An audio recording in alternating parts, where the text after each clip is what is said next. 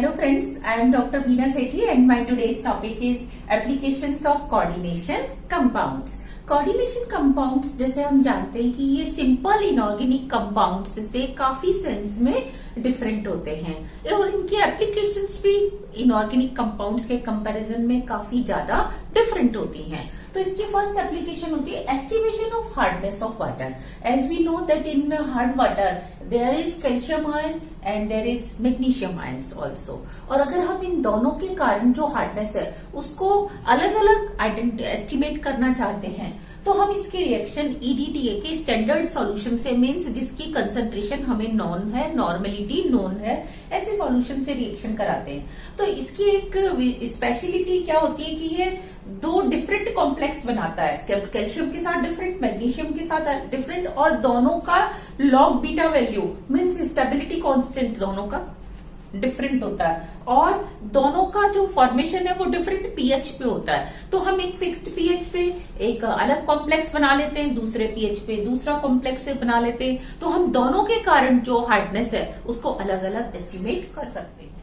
Next application is qualitative analysis. Qualitative analysis में जब हम सॉल्ट एनालिसिस करते हैं तो उसमें ग्रुप 1 में हमारे पास 3 कैटायन होते हैं, मर्करी, लेड और सिल्वर। इन तीनों का हम डाइल्यूट HCl से पहले प्रेसिपिटेशन कर लेते हैं और फिर उस प्रेसिपिटेशन के बाद हम उसकी लिक्विड अमोनिया से रिएक्शन कराते हैं। तो लिक्विड अमोनिया से रिएक्शन में लेड और मर्करी के जो कॉम्प्लेक्स बनेंगे वो वाटर सॉल्युबल होते हैं, उनका सॉल्युबिलिटी प्रोडक्ट ज्यादा होता है, जबकि सिल्वर का सॉल्युबिलिटी प्रोडक्ट कम होता है। तो हमें सिल्वर का प्रेसिपिटेट हमें मिल जाता है जबकि इन दोनों का प्रेसिपिटेट हमें नहीं मिलता। तो इस तरीके से हम सिल्वर को इन दोनों कैटायन से डिफरेंट कर लेते हैं, सेपरेट कर लेते हैं। नेक्स्ट जब हम कॉपर का एस्टिमेशन करते हैं कैडमियम के साथ सेकेंड ग्रुप में तो दोनों ही साइनाइड से रिएक्शन करके टेट्रासाइनो कॉम्प्लेक्स बनाते हैं, लेकिन इसकी सॉल्युबिलिटी ज्यादा होती है इसीलिए ये सॉल्युबल रहता है, जबकि इसकी सॉल्युबिलिटी कम होती है तो ये एज ए प्रेसिपिटेट हमें अलग से मिल जाता है।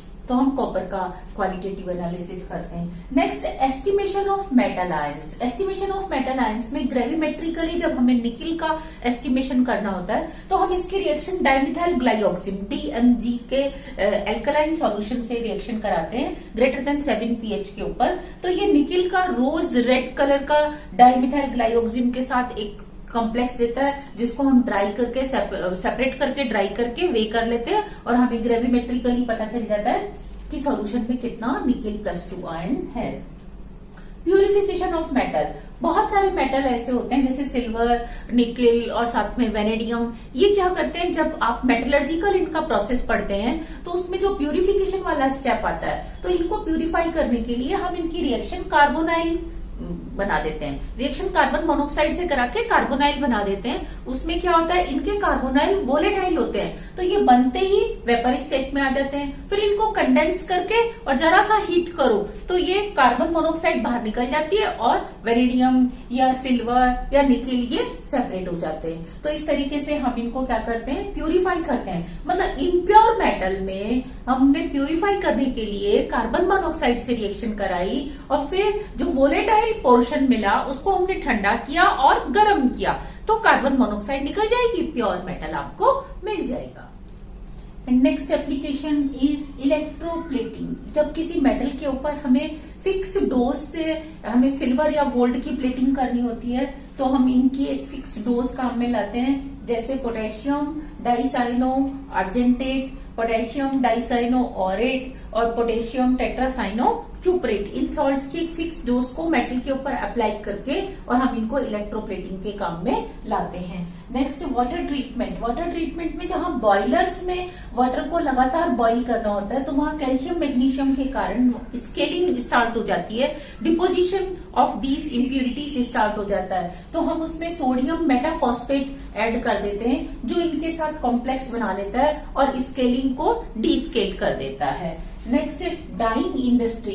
कपड़े को डाई करना होता है तो कई बार कपड़ों के ऊपर वो डाई का कलर एज सच फिक्स नहीं होता तो हम क्या करते हैं उसके ऊपर यूनिफॉर्मली मोर्डेंट्स को फिक्स कर देते हैं, पहले अप्लाई कर देते हैं यूनिफॉर्मली, उसके बाद हम डाई को अप्लाई करते हैं। तो अब डाई जो पहले कपड़े के साथ बॉन्ड नहीं बना रही थी, वो इनकी प्रेजेंस में इनके साथ और कपड़े के साथ एक साथ क्या करती है, बॉन्ड बना लेती है। यानी कि कपड़े से ये बनाते हैं, इनसे मॉर्डेंट से डाई बना लेती है। तो इस तरीके से इनका यूज एज ए मॉर्डेंट भी काम में होता है। बायोलॉजिकल एक्टिविटीज में आप ध्यान देते हो, क्लोरोफिल, सारे ग्रीन प्लांट्स में एक पिगमेंट होता है क्लोरोफिल, जो कि एक कॉम्प्लेक्स कंपाउंड होता है और वो मैग्नीशियम का होता है। सिमिलरली हमारे ब्लड के अंदर हीमोग्लोबिन होता है जो आयरन का पिगमेंट है। विटामिन B12 कोबाल्ट+2 का।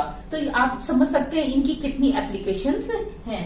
नेक्स्ट मेटलर्जिकल प्रोसेस में, मेटलर्जिकल प्रोसेस में जैसे हमें जब सिल्वर की मेटलर्जी करनी होती है तो सिल्वर का जो ओर निकलता है उस ओर से हम साइनाइड की रिएक्शन कराते हैं और हमें मिल जाता है सोडियम डाइसाइनो अर्जेंटेट, और इसको हम रिडक्शन करते हैं जिंक से, तो Na2 ये आपको मिलेगा सोडियम टेट्रासाइनोजिंकेट और साथ में सिल्वर का प्रेसिपिटेट। तो इस तरह से हम ओर में से सिल्वर को अलग कर लेते हैं।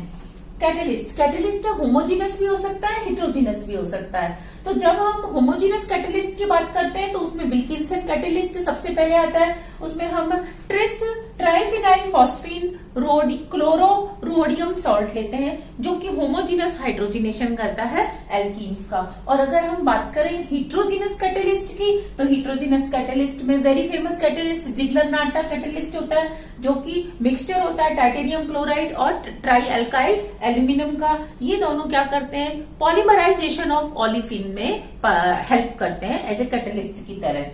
नेक्स्ट अगर हम पेंटाकार्बोनाइल कोबाल्ट लेते हैं तो ये हाइड्रोजिनेशन ऑफ एल्कीन करता है और साथ में खुद भी ये क्या होता है 0 से 2 और 2 से 3 ऑक्सीडेशन स्टेट में कन्वर्ट हो जाता है। मेडिसिन, मेडिसिन कैंसर की जो ट्रीटमेंट की मेडिसिन है प्लेटिन, उसमें सिस्प्लेटिन ट्रांसप्लेटिन में से सिस्प्लेटिन ज्यादा एक्टिव होता है। तो हम देखते हैं ये सिस्प्लेटिन का स्ट्रक्चर, ये कॉम्प्लेक्स कंपाउंड है प्लेटिनम के दोनों साइड, एक साइड 90 डिग्री पे 2 क्लोरीन और 2 अमोनिया, इसको हम सिस्प्लेटिन कहते हैं और जो कैंसर के ट्रीटमेंट में मेडिसिन की तरह काम में लेते हैं।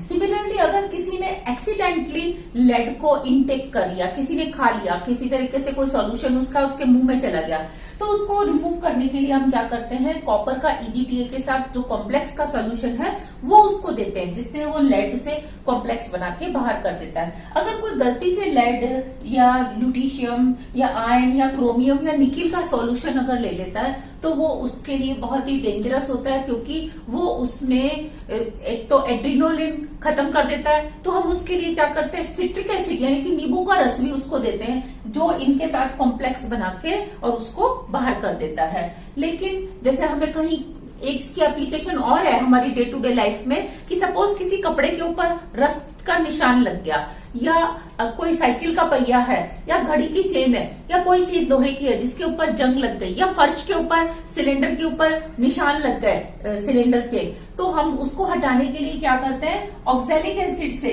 H2C2O4 से के सॉल्यूशन से उसको रब करते हैं। तो जो आयन है वो इसके साथ कॉम्प्लेक्स बना के क्या करता है, सॉल्यूबल कॉम्प्लेक्स बना देता है और उसका स्टेन वहां से रिमूव हो जाता है। तो इस तरीके से ये इसकी बहुत सारी एप्लीकेशन थी, ये तो कुछ ही है, इसके अलावा भी बहुत सारी एप्लीकेशंस हैं। तो अब हम समझ सकते हैं कि कोऑर्डिनेशन कंपाउंड्स कितने इंपॉर्टेंट हैं हमारी डे टू डे लाइफ में। If you have any query please right in my comment box. Thank you.